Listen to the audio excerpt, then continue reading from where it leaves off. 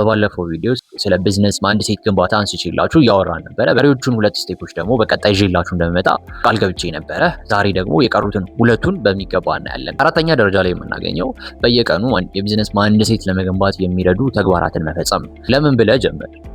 ማንኛውም አይነት ነገር ስትጀምር የምትጀምርበት ትልቅ ምክንያት ካለ ምንም አይነት ቻሌንጅ ቢገጥምህ ቻሌንጅን የመቋቋም አቅምህን ይጨምራል።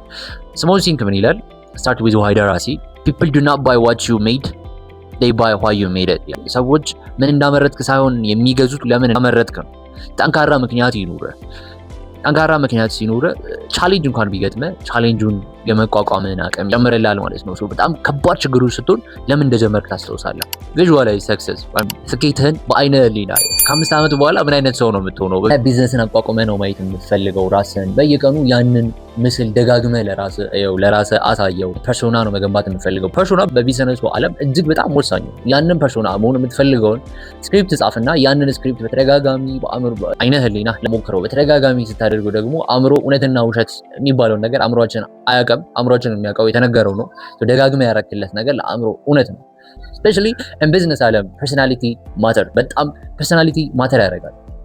ሰዎች ዲል የሚያደርጉት ከእቃዎች ከፕሮዳክት ባሻገር ከአንተ ጋር ነው። የአንተ ፐርሶና በጣም የሚገርም ፐርሶና ካለ፣ ከሰዎች ጋር የሚግባባ አይነት ሰው ከሆነ፣ ራሱ ግብ ተልዕኮ ያለው ህይወት የሚኖር አይነት ሰው ከሆነ ማንም ሰው ከሱ ጋር ቢዝነስ መስራት ይፈልጋል። እንደዛ ፐርሶና ለመገንባት ቀላሉ አጭሩ መንገድ ደግሞ ቀድመህ ስኬትን ቪዥዋላይዝ ስታደርገው ተስፋ እንዳትቆርጥ ያደርጋል ማለት ነው። ምስጋና መለማመድ። ባለ ነገር ደስተኛ ልትሆን ይገባል። ባለ ነገር ልታመሰግን ይገባል። ፈጣሪን ልታመሰግነው ይገባል። ያለህ ከሌለ ይበልጣል። ባለ ደስተኛ ስትሆን የሌለህን ወደ አንተ ማምጣት ትችላለህ። እንዴት ለሚለው ላሳየህ። ባለ ደስተኛ ስትሆን ኢነርጂ አንተ ጋር ይሆናል። ሙሉ ኃይል አንተ ጋር ይሆናል። ሌላ ይልቅ ያለ ላይ ነው ትኩረት የምታደርገው። ትኩረትህን ደግሞ ባለ ነገር ላይ ስታደርግ ያለህን ፉል ኢነርጂ ፉል አቴንሽን ወደ ስራ ላይ ትኩረት ማድረግ ትችላለህ ማለት ነው። ስራ ላይ ደግሞ ትኩረት ማድረግ ከቻልክ ኤፌክቲቭ ትሆናለህ ማለት ነው። ውጤታማ ትሆናለህ። ውጤታማ ከሆንክ ደግሞ ሞር ኢንከም ይኖራል። ኢንከም ካለ ደግሞ ግሮዝ ይኖራል ማለት ነው። የሌለህን እያየ ከምታማርር ያለ ነገር ላይ ፎከስ አድርገህ እያመሰገንክ መኖር ጥሩ ነው። ብዙ ሰዎች ተስፋ የሚቆርጡበትን ልንገራችሁ። አሁን ሶሻል ሚዲያው ላይ በጣም የሚገራርሙ የሴልስ ማኖች አሉ፣ የሚገራርሙ ማናጀሮች አሉ፣ የሚገራርሙ ቢዝነስ ማኖች አሉ። እነኛን ሰዎች እያዩ ቢዝነስ ከመጀመራችሁ በፊት ተስፋ ይቆርጣሉ። አሁን እንደሱ እኔ እችላለሁ አልችልም ብሎ ተስፋ ይቆርጣል። ነገር ግን አንድ ማስተዋል ያለባችሁ ነገር ምንድነው? እነኚህ ሰዎች በቀላሉ የገነቡት ነገር አይደለም። ለረጅም ዓመታት ተሰቃይተው ብዙ ውድቀቶችን ወድቀው ያመጡት ኤክስፔሪየንስ ነው። አንተም ደፍረህ ለመግባት መሞከር ነው። አሁን ላይ በደንብ ብዙ ሰዎች ሊረዱት የሚገባ ነገር ምንድነው? የኛ ከሌሎቹ ዘመን ለየት የሚያደርገው ምንድነው? የብዙዎች ሰዎች ኤክስፔሪየንስ የትም ሳትሄድ ቁጭ ብለህ ማዳመጥና የነሱ ስህተት አለመድገም ይቻላል። እነሱ ተሳስተው ነው፣ በደንብ ወድቀው ፈግተው ነው፣ ብዙ ነገር ቻሌንጅን አይተው ነው አሁን የደረሱበት ደረጃ ላይ የደረሱት። የሚያሳያቸው ሰው አልነበረም። ቁጭ ብሎ ከሰዎች አልተማሩም። አንተ በምትሄድበት መንገድ ብዙ ሰዎች ሄደዋል። ስለዚህ የነኛን ሰዎች ስህተት የነኛን ሰዎች ኤክስፔሪየንስ አጥንተህ ራስን አስተካክለ በሚገባ ሃይ አቺቨር መሆን ትችላለህ ማለት ነው። ብዙ ሰዎችን ያስቀራቸው ብዙ ሰዎችን ደግሞ ያሳደጋቸው ምንድነው? ከሚደግፉ ሰዎች ጋር ራስን መክበብ በጣም ወሳኙ ነገር ነው። ራስን የምታገኝበት ቦታ፣ የምትውልበት ቦታ ያንተን የወደፊት ህይወትን አንተን ማንነትህን ጭምር ይወስናል። ምን አይነት ሰዎች ጋር የምትውለው? ጓደኛን አሳየኝ ማን እንደሆንክ እነግርሃለሁ እንደሚባለው ሁላ የምትውልበት ቦታ ይወስናል። ከ5 ባለሀብቶች ጋር ከዋልክ 6ኛው ባለሀብት እንደምትሆን ምንም ጥርጣሬ የለውም። ከቢዝነስ ማኖች ጋር ከዋልክ ቢዝነስ መሆን አይቀርም። ከድሩዬ ጋር ከዋልክ ድሩዬ መሆን አይቀርም።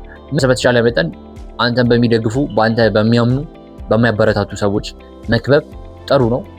ራስን በሚያምኑብህ በሚደግፉ ሰዎች ክበብ። ስፔሻሊ ደግሞ ቢዝነስ ላይ እውቀት ያላቸው በቢዝነሱ ዓለም የተጉ በቢዝነሱ ዓለም ሲሰሩ የነበሩ ኤክስፔሪየንስ ካላቸው ጋር ብትውል በይበልጥ ደግሞ አንደርስታንድ ለማድረግ ቢዝነሱ ይረዳል ማለት። ወደ 5ኛውና ወደ መጨረሻው ነው። 5ኛ ላይ ያለን ሀብት መቆጣጠር። አሁን ላይ ያለ ሀብት ውስን ናቸው።